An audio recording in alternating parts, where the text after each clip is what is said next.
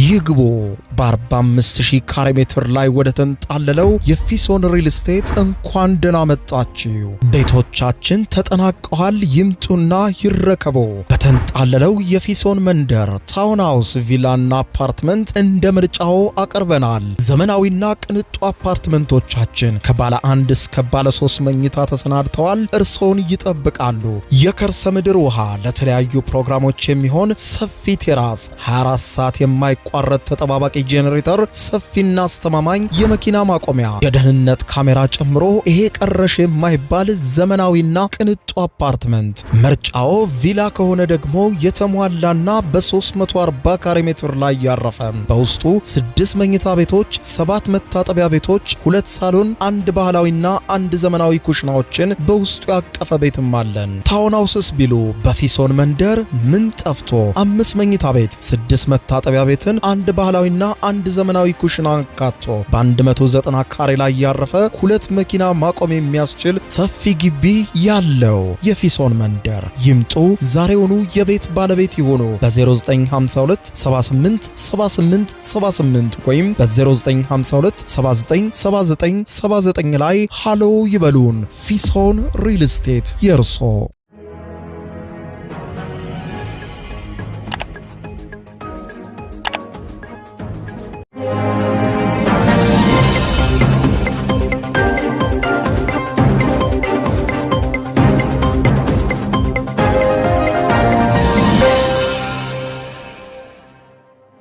ጤና ይስጥልኝ ክቡራትና ክቡራን የዩቲዩብ ቻናል ቤተሰቦች፣ ምሽቱን የተሰሙ ሰበር መረጃዎችን ይዤ ቀርብ ያለው እስከ ፍጻሜ አብራችሁን ቆዩ። በርከት ያሉ መረጃዎች ዩቲዩብ ላይ ሲጫኑ ቀድሞ ለእናንተ የማስታወቂያ መልእክት ወይም ኖቲፊኬሽን እንዲደርሷችሁ የዩቲዩብ ቻናሌን ሰብስክራይብ በማድረግ የደወል ምልክቷን መጫን አትዘንጉ። ወደ ሰበር መረጃው ስናቀና የመካከለኛው ምስራቅ ጦርነት አሁን ደግሞ አይኑን ወደ አፍሪካ ቀንድ እያማተረ ይመስላል። ኢራን በዛሬው ዕለት አመሻሽ ባወጣችው ጥብቅ ማስጠንቀቂያ ባዘለ መግለጫዋ የምስራቅ አፍሪካዊቷን ሀገር ኬንያን በጥብቅ አስጠንቅቃለች። ኬንያ በጦርነቱ ላይ ያላትን ለአሜሪካና እስራኤል ያደላ አቋም እንድታጤነው ኢራን በጥብቅ አስጠንቅቃታለች። እስካሁን ኢላማዊ ዝርዝር ውስጥ የለሽም፣ ነገር ግን አስብበታለሁ ብላለች። ኢራን ባወጣችው ጥብቅ ማስጠንቀቂያ ዝርዝር መረጃውን የማጋራችሁ ነው የሚሆነው። በሌላ በኩል ተባብሶ በቀጠለው ጦርነት የመካከለኛው ምስራቅ ሀገራት በዛሬው ዕለት በከፍተኛ ሁኔታ የኢራን ጥቃት እንዳረፈባቸው ተመልክቷል። በተለይም ደግሞ የተባበሩት አረብ ኤምሬትስ ይህ ጦርነት ከተጀመረ ጊዜ ጀምሮ ፈጽሞ ያልሆነ የሚባል ከባድ ጥቃት ነው ከሌሊቱ ጀምሮ የዘገባ እስከተጠናከረበት ምሽት ድረስ ያስተናገደችው። በርካታ ባላስቲክ ሚሳይሎችም ተተኩሶባታል። እንዲሁም አንድ ኢንዱስትሪዋም ወድሟል። በርካታ ሰዎችም ተጎድተዋል። በተባበሩት አረብ ኤምሬትስ በኳታርና በሳውዲ እንዲሁም በቀጠናው ሀገራት ላይ በዛሬው ዕለት የተከሰተውና አመሻሹን የተሰሙ ሰበር መረጃዎች ምንድናቸው? በዝርዝር የምታደምጧቸው መረጃዎች ናቸው። በሌላ በኩል የአሜሪካው ፕሬዝዳንት ዶናልድ ጄ ትራምፕ 15 የመደራደሪያ ነጥቦችን ለኢራን መላካቸው ይታወቃል። ይህንን ተከትሎ ኢራን በዛሬው ዕለት ያስታወቀችው አሜሪካ በጦርነት ያልቻለችውን በድርድር ተቀበሉ እያለችን ነው። እየሞትን እምቢ ያልነውን እንዴት በድርድር እሺ እንላለን? ፈጽሞ አይሆንም ብላለች። አሜሪካ በእግረኛ ሰራዊት ኢራን ላይ ጥቃት ለመፈጸም ከባድ የተባለ የወታደራዊ ስብስብ በቀጠናው ላይ እያደረገች ነው። ዛሬም አመሻሹን በርከት ያለ የአሜሪካ ወታደራዊ ሰራዊት ወደ ቀጠናው ላይ መድረሱንም ተዘግቧል። የአሜሪካው መከላከያ ሚኒስትር ፒት ሄግሴት ጦርነቱን በተመለከተ መግለጫ ሲሰጡ የመጽሐፍ ቅዱስ ጥቅስን መጠቀማቸውን ተከትሎ የካቶሊካዊት ቤተክርስቲያን በዛሬው ዕለት ከቫቲካን ፖፑ መግለጫ ሰጥተዋል። ፖፑ ባወጡት መግለጫ እንዳሉት ከሆነ የኢየሱስ ክርስቶስንም ስም ሆነ መጽሐፍ ቅዱስን ሽፋን በማድረግ ጦርነትን ህጋዊ ማድረግ አይቻልም ሲሉ ቁጣን ያዘለ መልእክት ሰጥተዋል። ይህንን በተመለከተ የምታደምጡት ሰፊ መረጃም ይኖራል። እስከ ፍጻሜ ቆዩ። ዝርዝር መረጃውን አድምጡ ግብዣይ ነው። ወደ መረጃዎቹ አለፍኩ። አብረን እንከታተለው። በቅድሚያም ተባብሶ የቀጠለው የመካከለኛው ምስራቅ ጦርነት አሁን ደግሞ አዝማሚያው ወደ አፍሪካ ቀንድ እየሆነ ይመስላል። ኢራን አመሻሹን ባወጣችው መግለጫ ለኬንያ ማስጠንቀቂያ መስጠቷ ተዘግቧል። በመካከለኛው ምስራቅ እየጨመረ የመጣውን ውጥረት ተከትሎ ኢራን ኬንያ በጉዳዩ ላይ ገለልተኛ ሆና እንድትቀጥል ነው አስቸኳይ ማስጠንቀቂያ የሰጠችው። ኢራን በተለይም የምስራቅ አፍሪካዊቷ ሀገር ኬንያ የአሜሪካና የእስራኤልን እርምጃዎች ከመደገፍ እንድትቆጠብ በማስጠንቀቅ ቀጠናዊ ቀውሱ እንዳይባባስ ስጋቷን ገልጻለች። በሌላ በኩል የሆርሙዝ ሰርጥ ተዘግቷል የሚሉ ዘገባዎች ኢራን ያስተባበለች ሲሆን ይህ የነዳጅ ዋጋን ለመጨመር ታስቦ የሚሰራ ፕሮፓጋንዳ ነው ብለውታል። ምንም እንኳን ኬንያ የጥቃት ኢላማ እስካሁን ባትሆንም ኢራን በኬንያ ላይ ሊደርሱ የሚችሉ ኢኮኖሚያዊ አደጋዎችን ዘርዝራለች። ከነዚህ መካከልም የነዳጅ ዋጋ መናር፣ የንግድ ልውውጥ ሙሉ በሙሉ መስተጓጎል፣ በባሕረ ሰላጤው ሀገራት ውስጥ የሚሰሩ ኬንያውያን ሰራተኞች ደህንነት ላይ የሚኖረው ከባድ ተጽዕኖ ዋነኞቹ ናቸውም ብለዋል። ኢራን ይህንን ማስጠንቀቂያ ለኬንያ ብቻ ሳይሆን ለምስራቅ አፍሪካ ሀገራት ጭምርም ያነጣጠረ መሆኑን በመልእክቷ መደምደሚያ ላይ አስታውቃለች። በዚህ እንዳለ በኢራን ላይ አሜሪካና እስራኤል የፈጸሙትንና በአጸፋው ኢራን በአካባቢው ሀገራት ላይ ከአሜሪካና እስራኤል ተባብራቸዋል በሚል የምትፈጽምባቸውን ጥቃት በዛሬው ዕለትም አጠናክራ የዋለች ሲሆን በተባበሩት አረብ ኤምሬትስ ላይ ከባድ የሚባል ጥቃት ፈጽማለች። ኢራን ትናንትና ሌሊትና በዛሬው ዕለት አከታትላም በተባበሩት አረብ ኤምሬትስ ላይ የፈጸመችባት ጥቃት ይህ ጦርነት ከተጀመረ ጊዜ ጀምሮ እጅግ አደገኛውና የከፋው የባላስቲክ ሚሳኤል ጥቃት ነው በተባበሩት አረብ ኤምሬትስ ላይ የተፈጸመው። ኤምሬትስ ግሎባል አልሙኒየም የተባለ ተቋም አቡዳቢ ውስጥ በሚገኘው ዋነኛ ማምረቻው ላይ በተፈጸመው ከባድ ጥቃት ከባድ ጉዳት እንደደረሰበትና በርካታ ሰራተኞችም መቁሰላቸውን ተቋሙ አስታውቋል። በዓለም ላይ ካሉ ትልልቅ አምራቾች መካከል አንዱ የሆነው የባህሬን አልሙኒየም ማምረቻም ተመሳሳይ ከባድ ውድመት አጋጥሞታል። የመካከለኛው ምስራቅ ሀገራት ከአሜሪካ ጋር ባላቸው የቀረበ ግንኙነት ምክንያትና የጦር ሰፈሮችን በግዛቶቻቸው በማስተናገዳቸው ምክንያት ከአካባቢው የሚነሱ የአሜሪካ የጦር አውሮፕላኖችና የጦር መሳሪያዎች የኢራንን መሬት ማጥቃታቸውን ተከትሎ የኢራን የበቀል ጥቃት ኢላማ የሆኑት የመካከለኛው ምስራቅ ሀገራት የጦርነቱ ቀጥተኛ ገፈት ቀማሾች ሆነው ከፍተኛ ኪሳራ እያስተናገዱ መሆኑ መዘገቡን ቀጥሏል። የኢራን ሚሳኤሎችና ድሮኖች የነዳጅ ተቋሞቻቸውን ከመምታታቸውን በተጨማሪ የሆርሙዝ ወሽመጥን በመዘጋቱ ምርታቸውን ለመሸጥ ተቸግረው ምጣኔ ሀብታዊ ኪሳራም በከፍተኛ ሁኔታ እያስተናገዱ ነው። ጦርነቱ እንዲቆም እየጠየቁ ያሉት የባሕረ ሰላጤው ሀገራት በአሜሪካ እቅድ መሰረት ይደረጋል ተብሎ በሚጠበቀው ድርድር ውስጥ ለመሳተፍም በከፍተኛ ሁኔታ በመጠየቅ ላይ ናቸው። በኢራን ላይ በተከፈተው ጦርነት ሰበብ ቀውስ የገጠማቸው ሀገራቱም ወደፊት ከአሜሪካና ከኢራን ጋር በሚኖራቸው ግንኙነት ላይ የተለያየ አቋም ከወዲሁ ይዘዋል ተብሏል። በሌላ በኩል ከሆርሙዝ ሰርጥ በተጨማሪ ቀይ ባህርም ከባድ የሆነ አደጋ ውስጥ ገብቷል። ቀይ ባህር ከፍተኛ የሆነ አደጋ ውስጥ መግባቱን ተከትሎ የአውሮፓ የባህር ደህንነት ተቋም መርከቦች የሀውቲ ኃይሎች ከሚገኙበት ከየመን የባህር ክልል በእጅጉ ርቀው በመጠንቀቅ የባህር ወሽመጡን እንዲያልፉ አሳስበዋል። የየመኑ የሀውቲ ቡድን በቀይ ባህር በኩል በሚያልፉ መርከቦች ላይ ጥቃት መፈጸም እንደሚጀምር ማስጠንቀቁን ተከትሎ የአውሮፓ የባህር ጉዞ ደህንነት ተቋም መርከቦች ከየመን የባህር ክልል እንዲርቁም በጥብቅ አሳስቧል። የአውሮፓ ህብረት የባህር ትራንስፖርት ደህንነት ተቋም በኢራን የሚደገፉት ሀውቲዎች በንግድ መርከቦች ላይ ጥቃት ሊፈጽሙ ስለሚችሉ በተለይም ከቀይ ባህርና ከኤደን ባህረ ሰላጤ እንዲርቁ ነው በጥብቅ ያስጠነቀቀው። ይህ ማስጠንቀቂያ የወጣው የሁቲ ኃይሎች ትናንትና ማለዳ ጀምሮ በእስራኤል ጦርነት መቀላቀላቸውን ገልጸው በእስራኤል ላይ በከፍተኛ ሁኔታ ተኩሶችን የፈጸሙ ሲሆን ሌሊቱንም በእስራኤል ላይ ከባድ ጥቃት ሲፈጽሙ አድረዋል። ሰፊውን የየመን ግዛት የሚቆጣጠሩት ሀውቲዎች ከህንድ ውቅያኖስ የዓለም አቀፍ የንግድ መስመር ወደ ሆነው ቀይ ባህር መግቢያ በሆነው በባብኤል መንደብ መተላለፊያ ጥቃት በመፈጸም የንግድ መርከቦችን እንቅስቃሴ የማደናቀፍ አቅምና እቅድ እንዳላቸው መናገራቸው ይታወሳል። የአውሮፓ ህብረት የባህር ኃይል ተልእኮን ጨምሮ እንዳስጠነቀቀው ከሆነ ከአሜሪካና ከእስራኤል ጋር ግንኙነት ያላቸው የንግድ መርከቦች ላይ ያለው ስጋት እስኪቀንስ ድረስ ከየመን የባህር ክልል መራቅ ለደህንነት ጠቃሚ መሆኑን መክሯል። የደህንነት ተቋሙ በወጣው ሪፖርት ላይ በቀይ ባህር ለሚተላለፉት ከእስራኤል ጋር ግንኙነት ላላቸው መርከቦች ያለው ስጋት ደረጃ ከፍተኛ መሆኑን አመልክቷል። ጨምሮም በቀይ ባህር በኩል የሚተላለፉ ከአሜሪካና ከእስራኤል ጋር ግንኙነት የሌላቸው መርከቦች ስጋት ያለባቸው ሲሆኑ ይህም በመካከለኛ ደረጃ ስጋት ላይ ተፈርጀዋል ተብሏል።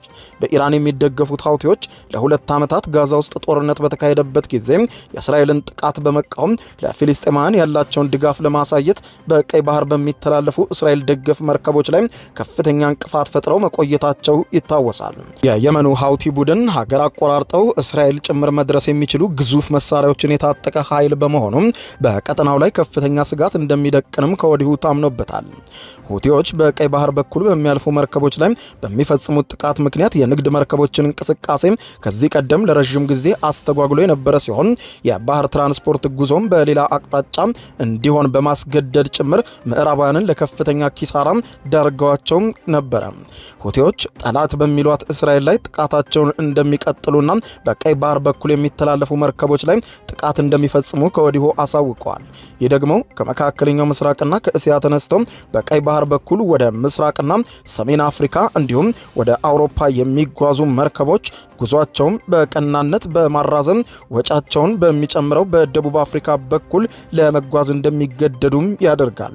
የሀውቲዎች ቀይ ባህር ላይ ጥቃት መፈጸም ከጀመሩ ጀምሮ ኢራን የተከፈተባትን ጥቃት ተከትሎ በዘጋችው የሆርሙዝ ወሽመጥ ምክንያት የተፈጠረው የዓለም ቀውስ እጅግ ወደ ለየለት አቅጣጫ አምርቷል ተብሏል። በዚህ እንዳለ አሜሪካ በርከት ያለ ቁጥር ያላቸው ሰራዊቷን ወደ መካከለኛው ምስራቅ እያስገባች መሆኑን ተከትሎ አሜሪካ የመደራደር ፍላጎቷን በአንድ በኩል እየገለጸች ለእግረኛ ጥቃት ደግሞ በርካታ ወታደሮችን በቀጠናችን ላይ እያሰማራች ነው ሲሉ የኢራን ፓርላማ አፈ ጉባኤ ተናግረዋል። በኢራን መንግስት ውስጥ በአሁኑ ጊዜ ከፍተኛ ተጽዕኖ ካላቸው ዋና ሰዎች መካከል አንዱ የሆኑት የኢራን ፓርላማ አፈ ጉባኤ አሜሪካ የምድር ጥቃት ለመክፈት እየተዘጋጀች መሆኑን አውቀናል፣ 1 ሚሊዮን ሆነን ተሰልፈን እየጠበቅናት ነው ብለዋል። አፈ ጉባኤው መሐመድ ባግሄር ጋሊባፊ እንደገለጹት በኢራን ላይ የተከፈተውን ጦርነት አንደኛ ወር በማስመልከት በመንግስታዊው ኢርና የዜና ወኪል በዛሬው ዕለት ቃለ መጠይቅ የሰጡ ሲሆን አፈ ጉባኤው እንዳሉት ከሆነ ጠላታችን በይፋ ስለ ድርድር እየተናገረ በሚስጥር ደግሞ የእግረኛ ሰራዊትን ጥቃት ለመፈጸም እያሴረና ወታደሮቹን እየሰበሰበ ነው ብለዋል። ጨምረውም አሜሪካ እንደራደር ብላ ያቀረበቻቸው 15 ነጥብ የድርድር ነጥቦች በጦርነት አሜሪካ ልታሳካቸው ያልቻለቻቸውን ፍላጎቶች ናቸው ብለዋል። እንግዲህ አሜሪካም በጦርነት ፈትናን እየሞትን እንኳን እምቢ ያልነውን ነገር እንዴት በድርድር እሺ ልንል እንችላለን? ስለዚህ ፈጽሞ የማይሆን ነገር ነው ብለዋል። አፈ ጉባኤው ጋሊባፊ በእግረኛ ወታደሮች የምድር ላይ ጥቃት የሚከፈትብን ከሆነ የኢራን ኃይሎች የአሜሪካ ወታደሮች መሬታችንን ሲረግጡም እሳት ሊያዘንቡባቸው እየተጠባበቁ ነው፣ ሚሊዮን ሆነን እየጠበቅን ነው ብለዋል።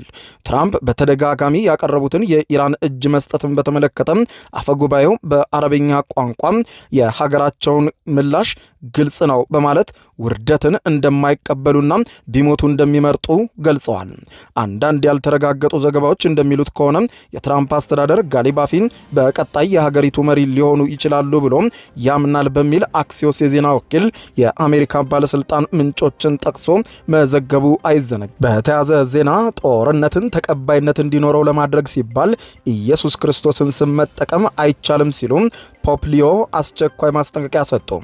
እስራኤልና አሜሪካ በኢራን ላይ እያካሄዱት ያለውን ጦርነት አንድ ወር በሞላው በአሁኑ ወቅት የካቶሊክ ቤተክርስቲያን ጳጳስ ሊዮ 14ኛ በዛሬው ዕለት በሰጡት ማሳሰቢያ እግዚአብሔር ጦርነትን የሚያካሂዱ እጃቸው በደም የተጨማለቀ መሪዎችም ጸሎት አይቀበልም ሲሉ ተናግረዋል። ጳጳሱ ቫቲካን ውስጥ በሚገኘው የቅዱስ ጴጥሮስ አደባባይ በዛሬው ዕለት የሆሳና በዓልን ለማክበር ለተሰባሰቡ በ10 ሺዎች ለሚቆጠሩ ሰዎች ባደረጉት ንግግር የትኛውንም ጦርነት ለማካሄድ ኢየሱስ ክርስቶስን መጠቀም ፈጽሞ አይቻልም ብለዋል። የሰላም ንጉሥ የሆነው ኢየሱስ ክርስቶስ ጦርነትን አይቀበልም፣ ጦርነት ተቀባይነት እንዲያገኝ ስሙን መጠቀም ፈጽሞ አይቻልም በማለት ጦርነትን ተቃውመዋል። ለጳጳሱ ንግግር ምክንያት የሆነው አንዳንድ የአሜሪካ ባለስልጣናት አሜሪካና እስራኤል በኢራን ላይ በጋራ የከፈቱትን ጥቃት ተገቢነትን ለማሳየት መጽሐፍ ቅዱስን በመጥቀሳቸው ነው ተብሏል። ባለፈው ረቡዕ በአሜሪካ የመከላከያ ሚኒስቴር ፔንታጎን ውስጥ በተካሄደው የጸሎት ስነ ስርዓት ላይ ሚኒስትሩ ፒት ሄግሴት ክርስቲያናዊ ጥቅስን በመጥቀስ ጸሎት አድርገው እንደነበርና ጦርነቱ ከመጽሐፍ ቅዱስ አንጻር ፍትሐዊ ነው በማለት ተናግረው እንደነበርም ጠቅሰዋል። የሚጠቀሟቸውን ቃላት በጥንቃቄ በመምረጥ የሚታወቁት ፖፕ ሊዮ በኢራን ላይ የሚደረገው ጦርነት በአስቸኳይ እንዲቆም በተደጋጋሚ ጠይቀዋል።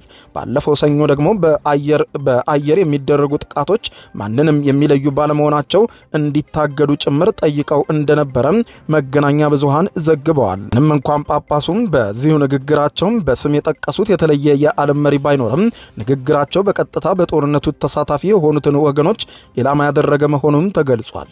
ይህ ንግግር በካቶሊክ እምነት ተከታዮች ዘንድ እጅግ ቅዱስ በሚባለው በዛሬው የሕማማት መክፈቻ ላይ መደረጉን ለሰላም ጥሪው ተጨማሪ ትኩረት እንዲሰጠውም አድርጓል። ርዕሰ ሊቃነ ጳጳሳቱም ባለፉት ሳምንታት በኢራን ጦርነት ላይ ያላቸውን ትችት እያጠናከሩ መጥተዋል። በዓለም ዙሪያ ለሚገኙ 1.4 ቢሊዮን የካቶሊክ እምነት ተከታይ መሪዎች የሆኑት ሊዮም በታላቁ የትንሣኤ በዓል ዋዜማ ባስተላለፉት በዚህ መልእክት የዓለም መሪዎች ከመሳሪያ ይልቅ ለሰላም ቅድሚያ እንዲሰጡ ተማጽነዋል። ሮይተርስ እንደዘገበው ከሆነ ይህ የጳጳሱ ንግግር በቀጠናው እየተባባሰ የመጣውን ደም መፋሰስ ለማስቆም የሚደረገው ዲፕሎማሲያዊ ጥረት አካል ተደርጎም ተወስዷል። እዚህ የመካከለኛው ምስራቅ ጦርነት ምክንያት የዓለም ኢኮኖሚ እየተናጋ ሲሆን የተለያዩ ሀገራት አዳዲስ ሕጎችን ማውጣታቸውን ቀጥለዋል። ነዳጅ ለመቆጠብ በሚል ምክንያት ግብፅ ሱቆችና ምግብ ቤቶች በጊዜ እንዲዘጉ ስትወስን፣ አውስትራሊያ የህዝብ ትራንስፖርት ለህዝቡ በነፃ እንዲሆን ይፋ አድርጋለች። በዓለም አቀፍ ደረጃ እየጨመረ የሚገኘውን የነዳጅ ዋጋ ተከትሎ ግብፅ ሱቆችና ምግብ ቤቶች በጊዜ እንዲዘጉ የወሰነች ሲሆን አውስትራሊያም በበኩሏም የህዝብ ትራንስፖርት ነፃ እንዲሆን ትዕዛዝ ሰጥታለች። በግብፅ ከኢራን ጦርነት ጋር በተያያዘ የተከሰተውን ከፍተኛ የነዳጅ ዋጋ ጭማሪ ተከትሎ ሱቆች፣ ምግብ ቤቶችና ካፌዎች በጊዜ እንዲዘጉ በመወሰን ጊዜያዊ እርምጃዎችን ወስዳለች። የችርቻሮ ሱቆችና ምግብ ቤቶች ከፊታችን ማክሰኞ ከምሽቱ 3 ሰዓት ጀምሮ እንዲዘጉ የተወሰነ ሲሆን በግብፅ መንግስት ይፋ ከተደረጉት ልዩ እርምጃዎች ውስጥም የመንገድ መብራቶችና የመንገድ ዳር ማስታወቂያዎች መደብዘዝና መጥፋትን ጨምሮ በሳምንት አንድ ቀን ከቤት መስራትን ያካትታል ተብሏል። ግብፅ በመካከለኛው ምስራቅ ግጭት የሆርሙዝ ወሽመጥ መዘጋቱን ተከትሎ የነዳጅና የተፈጥሮ ጋዝ አቅርቦቷ ላይ ከባድ መስተጓጎል ተፈጥሮባታል። የወሽመጡ አቅርቦት ሙሉ በሙሉ ከተቋረጠ በኋላ በዓለም አቀፍ ደረጃ የነዳጅ ዋጋ በከፍተኛ ሁኔታ መጨመሩን ተከትሎ በምግብ በመድኃኒትና በሌሎች ዕቃዎችም ላይ ከባድ የሆነ ተጽዕኖ እያሳደረ ይገኛል።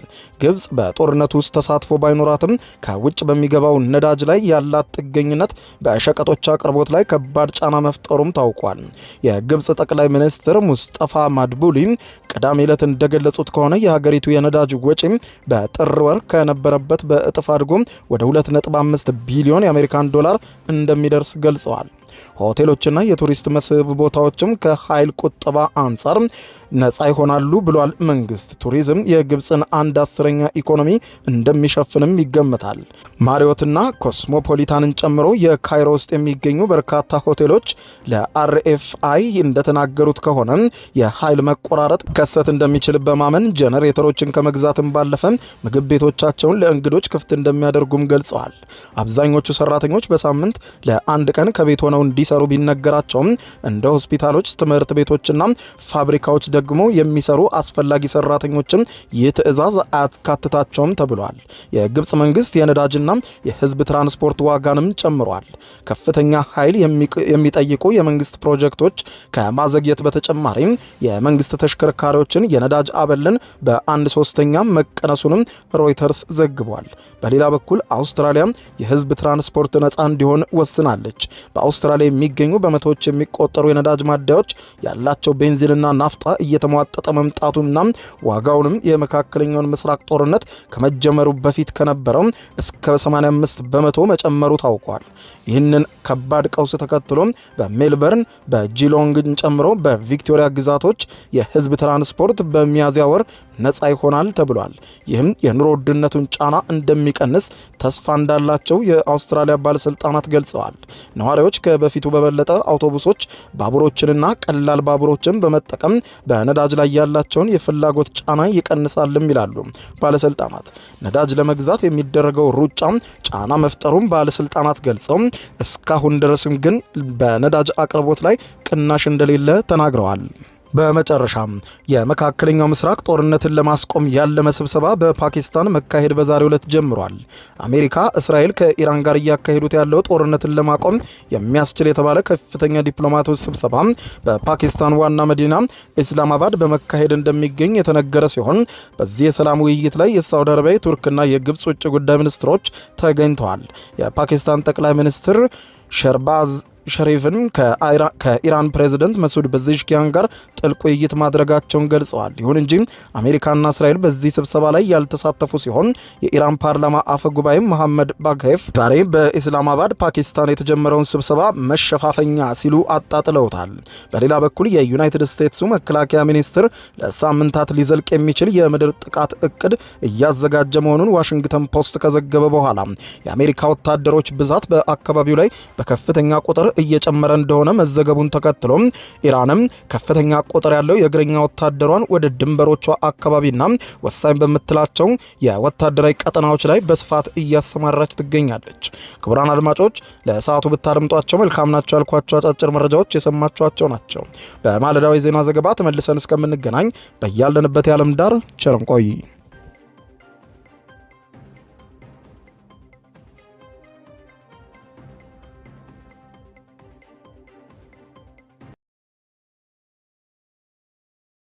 የዩቲዩብ የስኬት ሚስጥሮችን በዝርዝር የያዘው የአቤል ብርሃኑ የወይኗ ልጅ መጽሐፍ ሁለተኛ እትም በገበያ ላይ። ዩቲዩብ ለመጀመር በአጭር ጊዜ ስኬትን ለመቀዳጀት አስበዋል? ዩቲዩብ ብጀምር ስንት ብር አገኘሁም ብሎ አስበዋል? እንግዲያውስ በዩቲዩብ 2 የወርቅ 3 የብር ሽልማቶችን ያገኘው የአቤል ብርሃኑ የወይኗ ልጅ የዩቲዩብ ሚስጥሮች መጽሐፍ በዝርዝር ሁሉንም ያብራራሉታል። ዛሬውኑ ገዝተው ህልሞን እውን የሚያደርጉበትን የዩቲዩብ የስኬት መንገድ ይጀምሩ። በሀገር ቤት አከፋፋይ አዲስ አበባ ሜክሲኮ ኮሜርስ መጽሐፍት መደብር። በውጭ ሀገራት ለምትገኙ ከአማዞን ላይ ብታዙ በቀናት ውስጥ ደጁ ይደርሳል። የአማዞን ሊንኩን እዚህ ቪዲዮ ኮሜንት ላይ ያገኙታል። የዩቲዩብ ሚስጥሮች ዘመኑ ጋር ተፈላጊ መጽሐፍ።